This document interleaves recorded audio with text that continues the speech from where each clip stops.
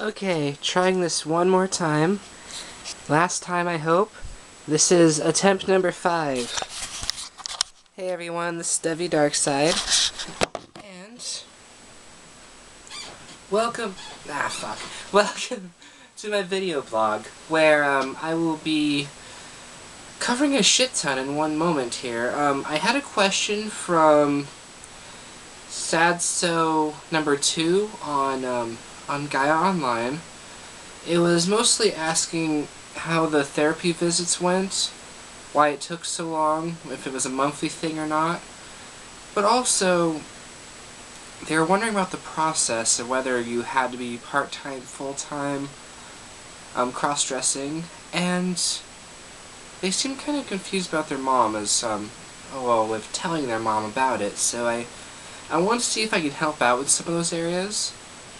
But I also had a request later on today, but I also need to give a shout out to a friend and all that lovely bit of madness. I also am going to take a little time to clarify, or rather explain further, how some of the things last time work. Just so that's all there and done, and I feel less stupid for being painful vague last time. So, first off, I'm just going to grab a couple little things. When it comes to therapy, the reason it took me so long is, and mine wasn't just monthly, it could have been, but it was $120 per visit, because I didn't know there are other therapists that could have done the same thing for a price based on my income at the time.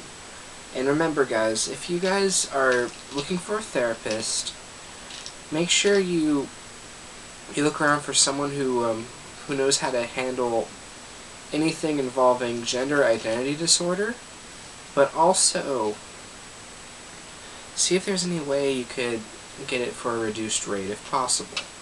Like if you're like me, only making about like a little less than $400 every other week thanks to only having one job, paying $120 is kind of insane, but I tried anyway. But yeah, it was that, plus I had a therapist who wanted me to go full-time, and there were times I would rush out the door and have, the nasty beard, a hoodie, a hat on, and I'd look like absolute horseshit. Well, I mean, not horseshit, not so much, but pretty bad. Bad, And, well, her seeing this made her question a few times whether I was if I was really, desiring to be a woman fully. So she had me go full-time, and there's really, that's the only way that they even know that you're,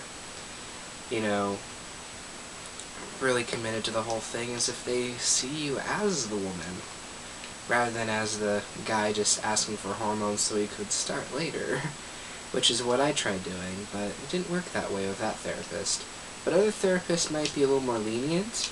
All you really need to do, you need to be, when you go in, you're going to be evaluated, seeing if you truly have gender identity disorder.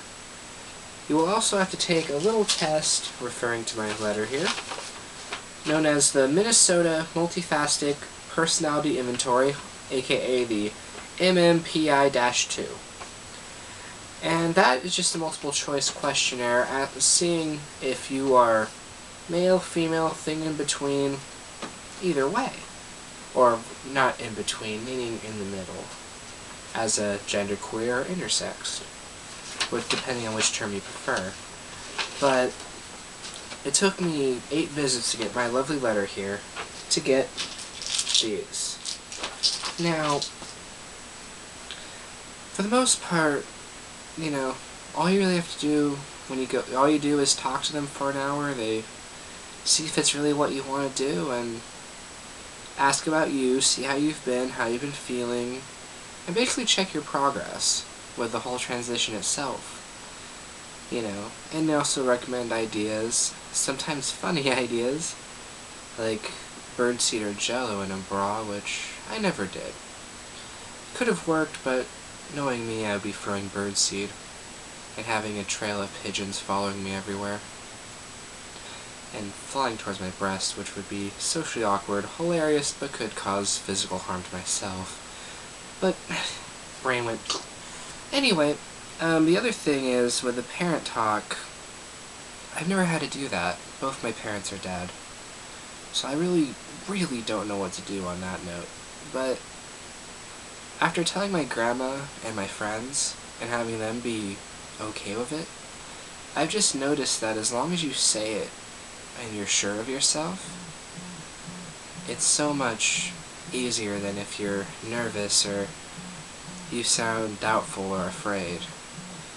And I know that's a hard thing to overcome because, mom, dad, family, friends, they might judge, they might not like it, they probably won't get it, but during the whole thing I've learned who my real friends and the family that care about me are.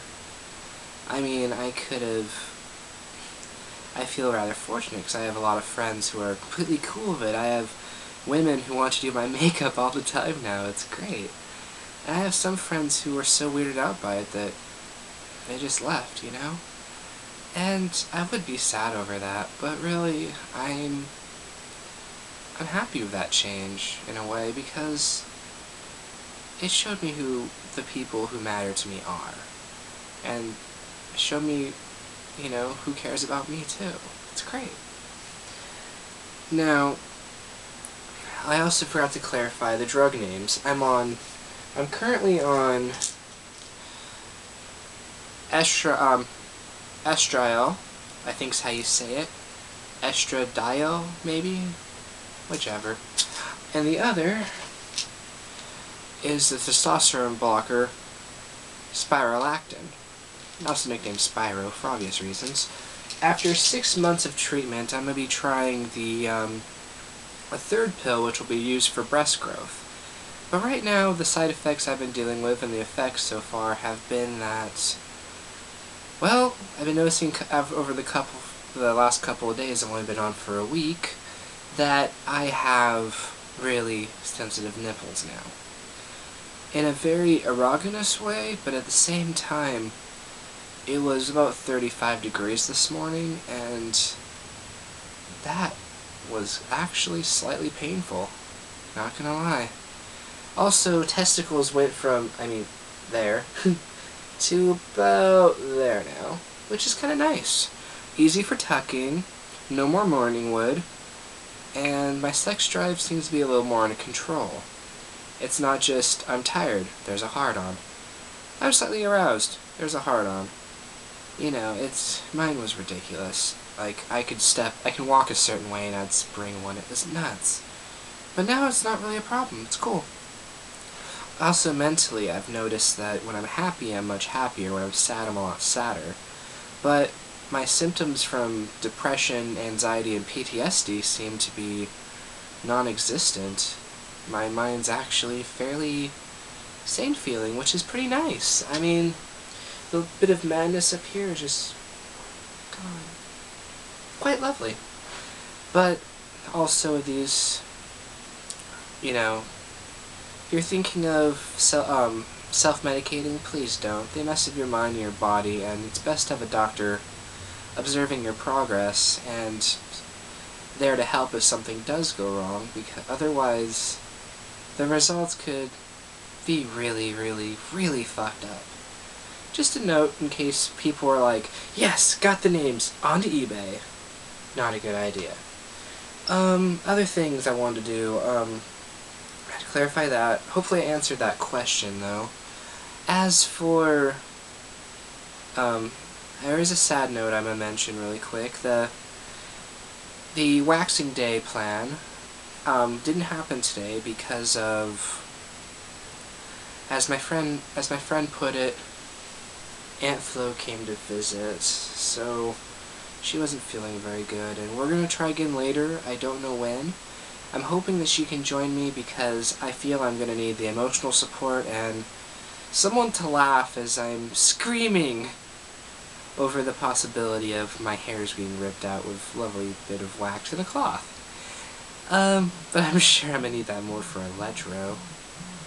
Anyway, the shout out what I want to do is to a friend of mine. He's going through the opposite transition as mine, going from female to male. I don't know what their man name is, but I'm just going to say to that person, I'm proud of you. You have my support completely, and you are going to be one of the hottest guys on the fucking planet. I applaud thee for your bravery. May we both be pretty once done. But anyway, next time around, I don't know what I'm going to talk about. It's outside of progress. If you guys have questions, send me a message, and I'll either respond back via other message or video. With that said, live long and prosper, and have a nice day.